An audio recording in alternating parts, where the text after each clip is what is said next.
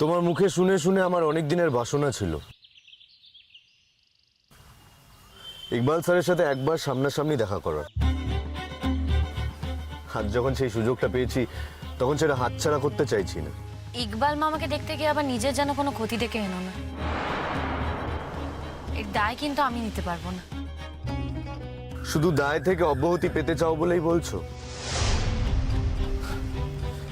মানে আমার যদি কোনো ক্ষতি হয়ে যায় তার দায় যদি তোমার উপর না পড়ে তাহলে আমার ক্ষতি হলে হোক, তাতে তোমার কিচ্ছু এসে যায় না। সব কথা ব্যাখ্যা দেওয়ার দায় কিন্তু আমার নেই। এড়িয়ে গেলে শবনম? দেখো, আমার না এখন মনটা ঠিক নেই। আমি রঞ্জা পিসির কাছে যেতে চাইছি। আমিও তো তাই চাইছি। দেখো, এতদিন অবধি তুমি যা করেছো তার সব দায় কিন্তু আমার উপর এসে পড়েছে। আমার বিপদে কিন্তু আমি কখনো তোমাকে ডাকিনি। কেউ যদি আমার বিপদে তোমাকে ডেকে পাঠায় সে দায় তো আমার নয়। কি বলতে চাইছো তুমি? কিছু না। না, এই কথাই বলতে চাইছো যে তুমি তোমার বিপদে আমাকে কোনোদিনও ডাকোনি। মানে তুমি আমাকে তোমার বিপদের বন্ধু বলেই মনে করো না। বন্ধু? অবাক হয়ে গেলে কথাটা শুনে? কোনোদিন শোনোনি মনে হচ্ছে এই কথাটা? দেখো, আর যাই হোক, আমি তোমাকে আমার বন্ধু বলে ভাবি না। তাহলে কি ভাবো? দেখো, কি ভাবি বলতে পারবো না, কিন্তু আমি তোমাকে আমার বন্ধু ভাবি না সেই ব্যাপারে আমি 100% নিশ্চিত। শবনম, চিৎকার করো না। দেখো, আর যাই হোক, তুমি আমার বন্ধু হতে পারো না। আমি সহজ কথাটা সহজভাবে বললাম। আমার বন্ধু কখনো এমন মনের মানুষ হবে না যে... কি যে কি? ছাড়ো এসব কথা। বড় ভাই বলো, কি খবর আজকাল তোমার? মানে ছেলে দাঁড়িয়েছে, কি করছে এখন সে? হ্যাঁ, ছেলের খবর। ছেলে তো মাধ্যমিক পরীক্ষা দিতে দিতে লেখাপড়াটা ছেড়ে দিল। কোনো ভালো কাজ পাচ্ছে না, ওই কোনো রকম খুঁটে খাচ্ছে, আজ ওখানে কাল এখানে। দেখো, এখন আমার বয়স হয়েছে, তেমন রোজগার করতে পারি না, সংসারে বড়ই অভাব। এখন তো তোমাকে দেখলে মন ভরে যায়। কত না দাঁড়িয়েছ, দেখো না, দেখো না ইকবাল, আমার ছেলেটার জন্য যদি কিছু একটা করতে পারো। বেশ, তোমার ছেলেকে বলো কাল আমার সঙ্গে দেখা করতে। ইকবাল, তুমি তো আমাদের এই গ্রামেরই ছেলে। এখন তোমার হাতে অনেক পয়সা, বড় ব্যবসা করছো, কিন্তু আমার ছেলে দুটোকে দেখো, চাকরির জন্য একেবারে হন্যে ঘুরে বেড়াচ্ছে। তার উপর আবার বিয়ে থা করেছে, বাচ্চা কাচ্চাও হয়েছে, কিন্তু ছেলেগুলোকে ঠিকমতো খেতে দিতে পারে না। তাই নিয়ে খুব অশান্তিতে আছি ভাই। আমাদের ঘরেও ছেলে আছে, তারাও ভালো রোজগার করছে না। ইকবাল, তুমি আমাদের গাঁয়ের ছেলে, তুমি যদি আমাদের না দেখো আমরা কোথায় যাই বলো তো? আমি যখন গ্রামে ফিরে এসেছি তখন গ্রামের ভালো করব বলেই ফিরে এসেছি, তা না হলে তো শহরেও থাকতে পারতাম। দেখো, শহরেও আমার একটা 7 মহলা বাড়ি আছে, কিন্তু আমি সেখানে থাকিনি, তার কারণ আমার ঋণ আমার গ্রামে। আমি যেখানে বড় হয়েছি, যেখান থেকে আমার চলে যেতে হয়েছিল, সেই গ্রামে আমি আবার ফিরে এসেছি মাথা উঁচু করে। অবশ্য তোমরা যদি না চাও আমি তাহলে আবার শহরে ফিরে যাব, সেটা কোনো কথা নয়। না না, তুমি কিছুতেই যাবে না, কিছুতেই না। আচ্ছা ইকবাল, তুমি কিসের ব্যবসা করো? চাচা, ব্যবসা আমি একটা করি না। প্রথমে আমি একটা ব্যবসা দিয়ে শুরু করেছিলাম, তারপর ওই এদেশ থেকে প্রচুর জিনিসপত্র আমি বিদেশে রপ্তানি করতাম, সেখান থেকে আরো 10টা ব্যবসা হয়েছে। আমার একটা জামা কাপড় তৈরি করার কারখানা আছে, সেখানে প্রায় 500-600 জন লোক কাজ করে।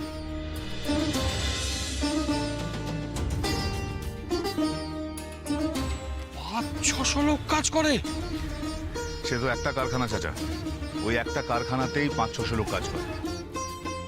কি করে হলো এসব? এখান থেকে যখন চলে গেলাম তখন আবার নতুন করে পড়াশোনা শুরু করলাম। তোমরা তো জানো, পড়াশোনায় বরাবরই আমার মন ছিল, মাথা ছিল। আবার মন প্রাণ ঢেলে পড়াশোনা করতে লাগলাম, আর এই পড়াশোনার দৌলতেই বিলেতে সুযোগ পেলাম। সেখানে গিয়ে আরো ভালো করে শিখে, মানে ওই ব্যবসা শিখে এলাম, কি করে করতে হয় ভালো করে শিখলাম, আর ব্যবসার ডিগ্রি নিলাম। আর তারপর ফিরে এসে কিছুদিন চাকরি করলাম এদিক ওদিক, বড় বড় কোম্পানিতে চাকরি করলাম। সেই সব কোম্পানির ব্যবসা কি করে হয়, কি করে ভালো করতে হয় সেগুলো শিখলাম। তারপর একদিন সব ছেড়ে নিজে দুম করে ব্যবসা করতে শুরু করলাম। আর প্রথম ব্যবসাতেই আমার খুব লাভ হলো। সেখান থেকে আরো ব্যবসা বাড়তে লাগলো। এইভাবে 20টা বছর কেটে গেল। তারপর ভাবলাম এখন তো সারা জীবনের খাওয়া দাওয়া দুশ্চিন্তা নেই, এখন যদি সবকিছু ছেড়ে ছুড়েও দিই তাহলেও খাওয়া পড়া আমার আটকাবে না। তখনই ভাবলাম গ্রামের বাড়িটাকে সারাই করি। গ্রামের বাড়িটা সারিয়ে ঠিক করে নিলাম। আর তাও ভাবলাম যে গ্রাম থেকে একদিন চলে এসেছিলাম, সেই গ্রামেই ফিরে যাই। আজ মাথা নিচু করে নয়, মাথা উঁচু করে ঢুকবো। ইকবাল, আর আমাদের লজ্জা দিও না বাবা। তা বলছিলাম, তুমি বিয়ে শাদী করলে না কেন? শোনো চাচারা, তোমরা সবাই জানো আমি সব দিক থেকেই খুব একবজ্ঞা। আর বিয়ের কথা যখন তুললেই তখন বলি, খোলাখুলি বলি। বিয়ে তো আমি করতেই চেয়েছিলাম, কিন্তু সেদিন তোমরা আমার বিয়ে মেনে নাওনি।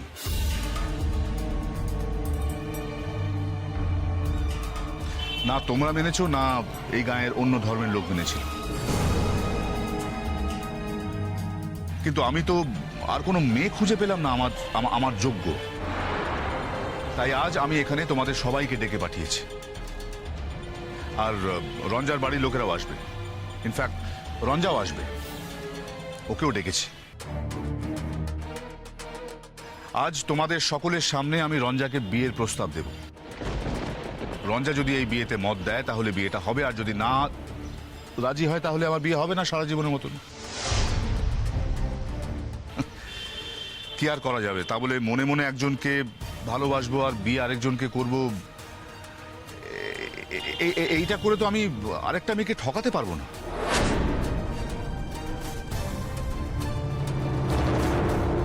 শোন রঞ্জা, আজকে এই জমায়েতে দাঁড়িয়ে তুই সকলের সামনে ইকবালের থোতা মুখ একেবারে ভোঁতা করে দে, ভেঙে দে অসম্ভব চিন্তা। ওর এত বড় সাহস, এত বড় সাহস জমায়েত ডেকে আমাদের ডেকে পাঠিয়েছে, আর সেই জমায়েতে দাঁড়িয়েও বলবে ও তোকে বিয়ে করতে চায়, সেই জন্য তোর মত জানতে চাইছে। আর তুই তো জানিস তোকে কি বলতে হবে। জানি মা, বারবার বলার কোনো প্রয়োজন নেই। বৌদি, ইকবালকে দেখে কিন্তু মনে হলো আমার যে বেশ উন্নতি করেছে, মানে খুব নাম হয়েছে, বুঝেছো, লোকের কাছে শুনলো। তুমি কি বলতে চাইছো? হাতে দুটো পয়সা হয়েছে বলে আমার মেয়েকে ওর কাছে বিক্রি করে দেব? আরে না না না, আমি সে কথা বলছি না রে বাবা, তুমি নিজের মতো করে ব্যাখ্যা করো না তো। আমি বলছি যে যে ছেলেটা একদিন মাথা নিচু করে গ্রাম থেকে চলে গেছিল, সেই ছেলেটা আজ মাথা উঁচু করে গ্রামে ফিরে এসছে এবং সফল হয়ে।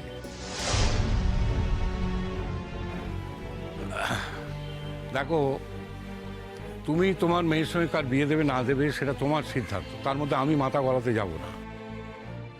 তবে একটা কথা মনে রেখে, তোমার মেয়ে কিন্তু আজ প্রাপ্তবয়স্ক। কেমন? ওর কিন্তু রাইট আছে নিজের পছন্দ মতো কাউকে বিয়ে করা। ঠাকুরপো, আমার মেয়ে প্রাপ্তবয়স্ক বলে তুমি একে উস্কাচ্ছ? আবার তুমি বাজে কথা বলছো বৌঠান। আচ্ছা, তোমার মেয়ে কি জানে না সে প্রাপ্তবয়স্ক কি না? আমাকে বলে দিতে হবে যে প্রাপ্তবয়স্ক হলে তার কি কি অধিকার আছে, আইনে কি বলছে, তবে সে করবে। শোনো ঠাকুরপো, আমার মেয়ে যদি এই কাজ করে তাহলে আর কিছু নয়, ও কিন্তু মাতৃহন্তা হবে।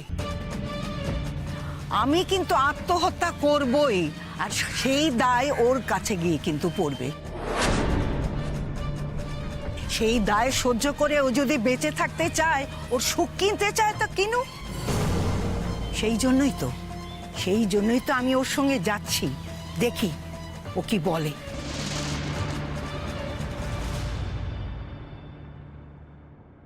কি হলো? তোমরা সবাই চুপ করে গেলে যে? আচ্ছা, দেশে কি আর অন্য কোনো মেয়ে নেই ইকবাল? দেশে মেয়ে থাকবে না কেন? নিশ্চয়ই আছে। তো দেশে তো রঞ্জাও আছে। আচ্ছা, রঞ্জার দোষটা ঠিক কোথায় একটু বলে দেবে আমায়? বলছিলাম আমাদের ধর্মে কি মেয়েদের অভাব পড়েছে নাকি? দেখো, আজকাল অনেক ভালো ভালো মেয়ে তৈরি হয়েছে। তারা এ গায়ে না থাকতে পারে, কিন্তু অন্য গায়ে আছে, কলকাতা শহরে আছে, বিভিন্ন শহরে আছে। তারা যথেষ্ট শিক্ষিতা, সুন্দরী, লেখাপড়া জানা। তা তোমার সঙ্গে মানায় এমন কেউ? আমার সঙ্গে যাকে মানায় তাকে তো আমি খুঁজেই নিয়েছি সমীর চাচা। অবশ্য আজ তোমাদের আপত্তি অগ্রাহ্য করে বিয়ে করার ক্ষমতা আমার হয়েছে, কিন্তু আমার ভদ্রতা বোধ আছে বলেই এই গায়ে এসেছি আমি তোমাদের সঙ্গে কথা বলতে।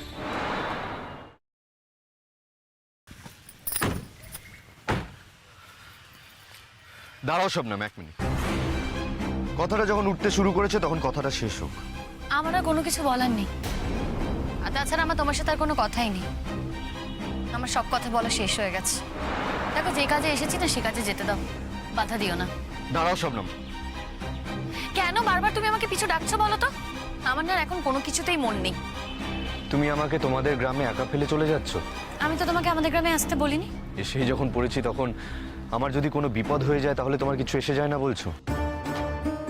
দেখো, কোনো মানুষ বিপদে পড়লে আমি যেমন তাকে বাঁচাতে চাই তেমন তোমাকেও বাঁচাতে যাব।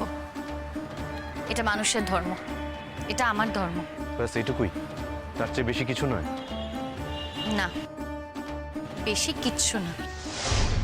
তোমরা আমার গুরুজনের মতন। দেখো, আমার তো মা বাবা নেই, আমি একা। তোমরাই আমার অভিভাবক। তোমরা যদি দাঁড়িয়ে থেকে বিয়ে দাও তাহলে এই বিয়ে হবে, আর যদি তোমরা দাঁড়িয়ে থেকে বিয়ে না দাও তাহলে রঞ্জাকে নিয়ে আমায় চলে যেতে হবে। আমি আর এই গায়ে ফিরবো না। অবশ্য এই কথা ঠিক, রঞ্জা বিয়ে করবে কিনা আমি জানি না।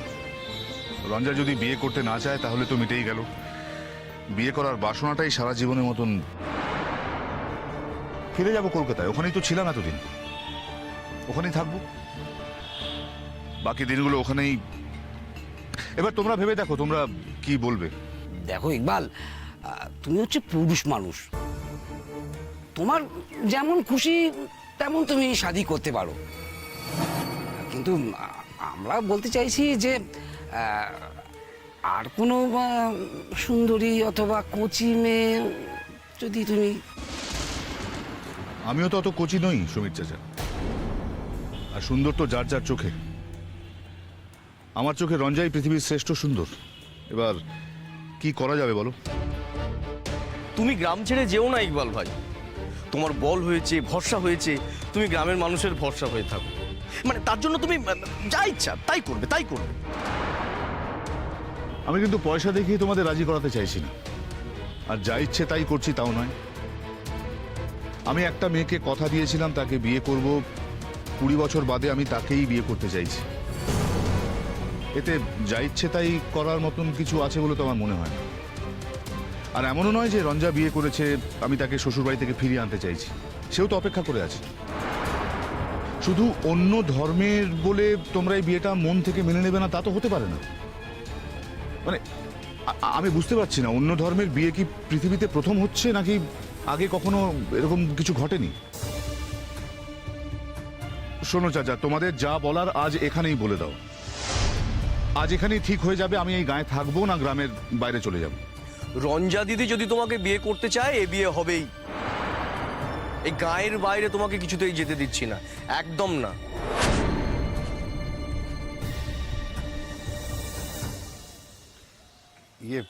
একটা কথা ছিল ইকবাল। বলো, তোমার আবার কি কথা বলো? আরে উঠলে কেন? আরে ঠিক আছে ঠিক আছে ঠিক আছে। আরে শুনছিলাম তুমি নাকি আজকাল গায়ের লিডার হয়েছো। ছি ছি, কি কথা বলছো? গায়ের সবাই আমাকে মানে তাই আর কি। তাই? এমনি এমনি মানে না ভয় পাইয়ে মানাচ্ছ? আমার কি আছে যে ওরা আমাকে ভয় পাবে? যাকে বলো, কি বলবে বলছিলে বলো। বলছি কি, বয়স হয়েছে, মসজিদে থাকি ঠিকই, কিন্তু অনেকগুলো ছেলে মেয়ে বড় হচ্ছে, তাদের লেখাপড়া খাওয়া আর চলে না। তাই বলছিলাম কি, বড় ছেলেটার যদি একটা কাজের ব্যবস্থা করে দাও তাহলে। না, ওরাও বললো তাই আমি বললাম, বড় ছেলেটা আমার খুব কাজের, ওকে দেখলেই তোমার পছন্দ হয়ে যাবে। যদি কাজের হয় তাহলে কাজ পাবে, এতে আর এমন কি কথা।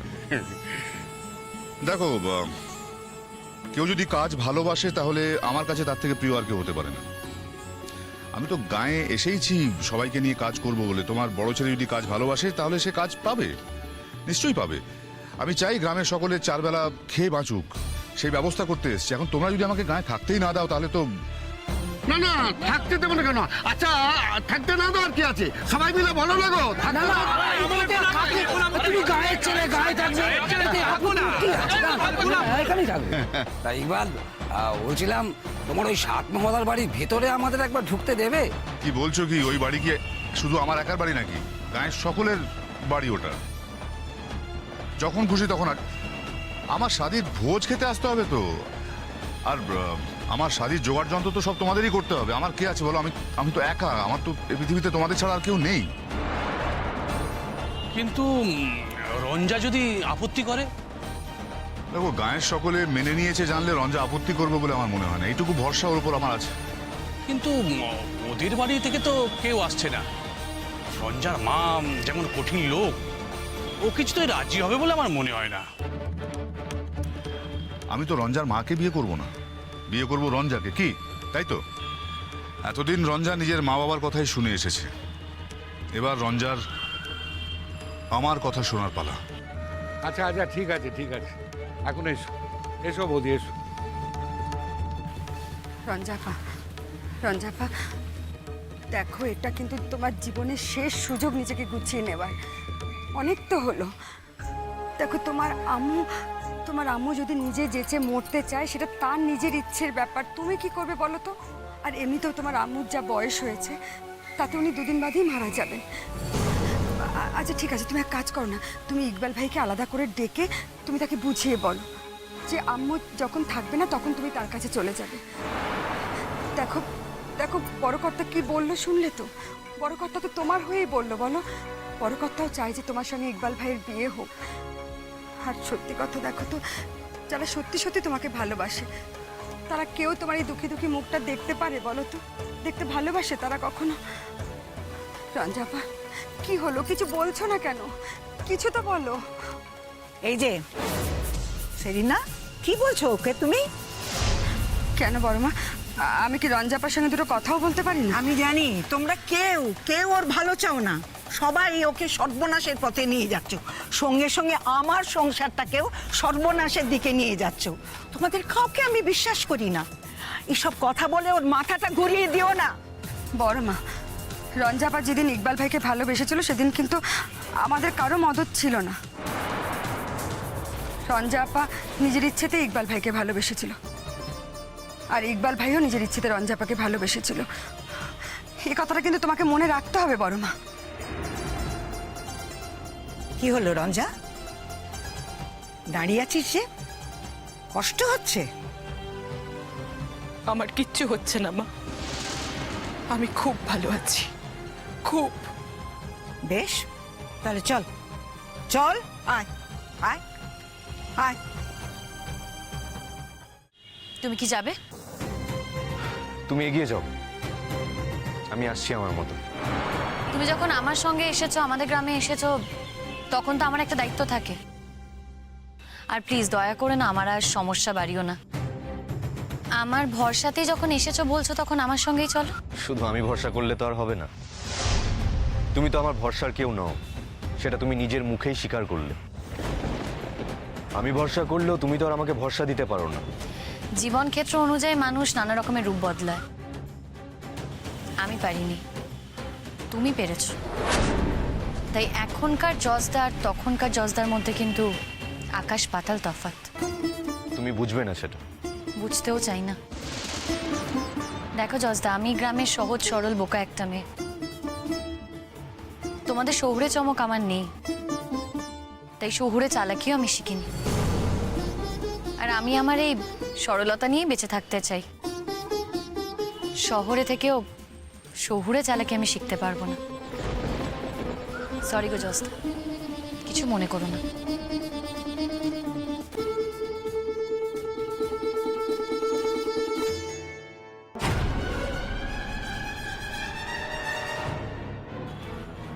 এতদিন বাদে জেল থেকে ছাড়া পেয়ে গ্রামে ঢুকতেই এমন একটা খবর, তো গায়ের লোক কি বলছে কি?